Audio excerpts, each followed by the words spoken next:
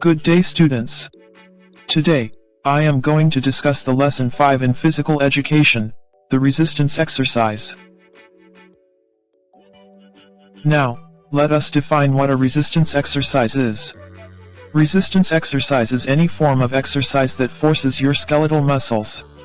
An external resistance, such as heavy weights, is used to cause the contractions, and those contractions lead to increases in muscular mass, strength, endurance, and tone. Now that we know what resistance exercise is, let us know the ways to execute this type of exercise. One of the basic ways is to do it at home. At home, there are a lot of possible resistance exercise alternatives that can be done without the complicated weight training machines found in commercial gyms. The following are some resistance exercises that we don't usually recognize embedded to our daily lives. First, moving a pail of water / carrying the grocery basket. What can you see in the picture? A family in a grocery store. We can see that the father is pushing the grocery cart with the children along it. It is one of those things that we do occasionally in which resistance exercise takes place. Another example is moving a pail of water. It is associated with task for people who live in areas with underdeveloped water system. This activity makes the muscles contract as a person is carrying a heavy load such a pail filled with water. However, this task is comparable to exercises that are done in the commercial gyms such as the deadlift and trap bar farmer walks.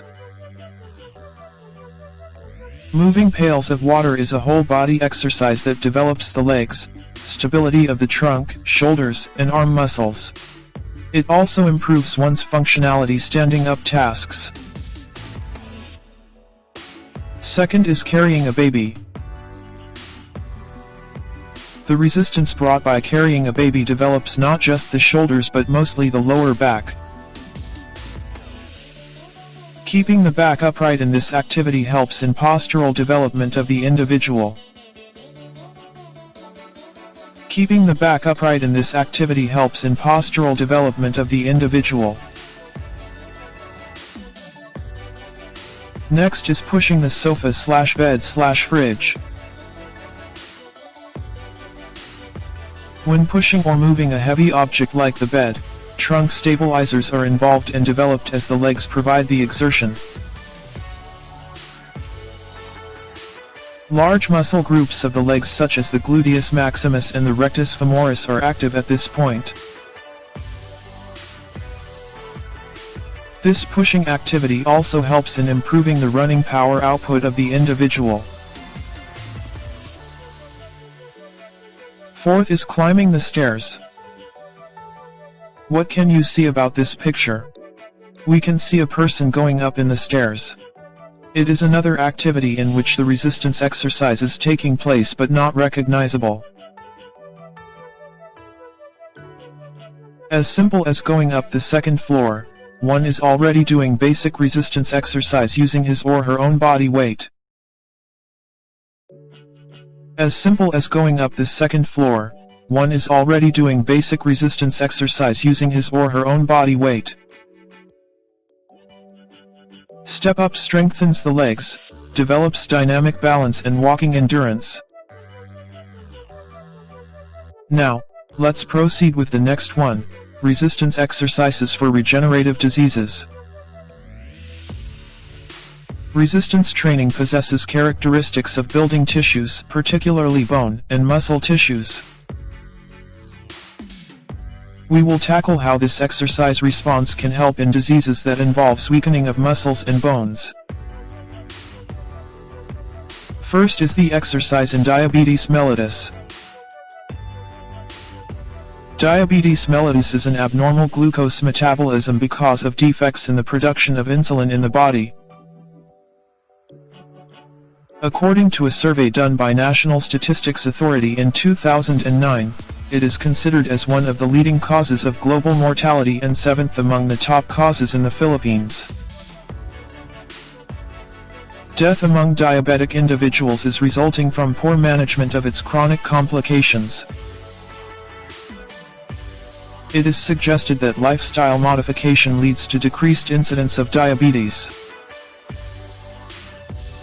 There are major forms of diabetes, and these categorized as type 1 and type 2 diabetes. First is the type 1 diabetes. Type 1 diabetes is an absolute deficiency of insulin secretion from autoimmune destruction of insulin-producing cells in the pancreas. This accounts for 5 to 10% of diabetes mellitus cases. If cells in the pancreas are destroyed, the body will have no available insulin producer. Insulin is known to be needed for glucose uptake and control of blood glucose. Next is the type 2 diabetes. This is a result of the cell's inability to respond to insulin and inadequate insulin secretion that compensates the level of glucose in the blood. With the body loss its ability to produce and utilize insulin, circulating blood glucose will not be absorbed by the muscle and liver. The demand for people with diabetes is to be able to use up the glucose circulating in the blood for energy and proper functioning, and of course, prevent the chronic complications of diabetes. How do resistance exercise helps the people with diabetes? Let's find out.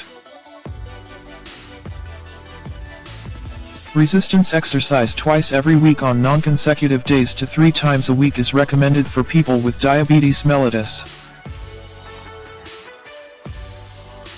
Because of the complicated nature of diabetes, there are special considerations needed to be kept in mind, especially when participant is experiencing microvascular problems. So, what particular training exercises are recommended? First, for the people with vascular disease.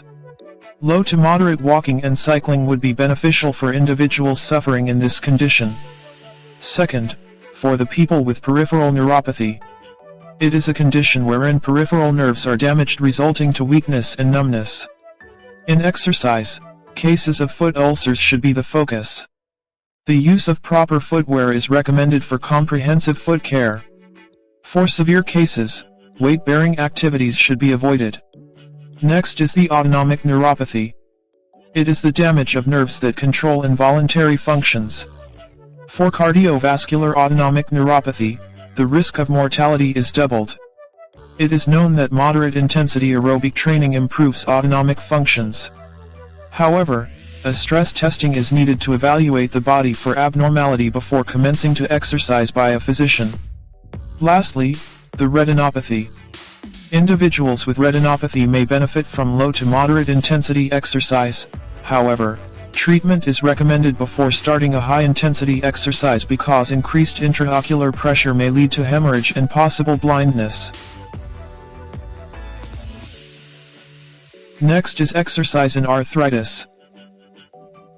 Arthritis and rheumatic diseases are leading cause of pain and disability, with osteoarthritis and rheumatoid arthritis are the most common forms. These two are different in terms of pathophysiology. Osteoarthritis is a degenerative joint disease affecting the joints in compression. Resistance exercise for people with arthritis. Weight loss should be targeted to reduce compression of joints out of heavy body weight. Proper training gears also encouraged, such as bones with good shock absorption properties. Exercise of 3 to 5 days a week focusing on range of motion exercises are recommended to be performed. If high pain levels are intolerable, one may start with isometric contractions. Bouts of 5 to 10 minutes to accumulate 20 to 30 minutes a day with a goal of 150 minutes total per week. Exercise in osteoporosis. Osteoporosis is a skeletal disease characterized by low bone mineral density, BMD, and changes in the microarchitecture of bone, making it more vulnerable to fracture. Women are more prone to osteoporosis because of frequent blood loss brought by menstruation. Resistance exercise for people with osteoporosis. A well-managed exercise. Stress and avoidance of falls are important in preventing fractures during exercise participation. Adaptive stress from weight-bearing activities in 3 to 5 days a week will promote strengthening of both the bone and muscles. 30 to 60 minutes of combined resistance and aerobic activities are very helpful in bone deposition. Moderate intensity should be utilized and high intensity should be avoided.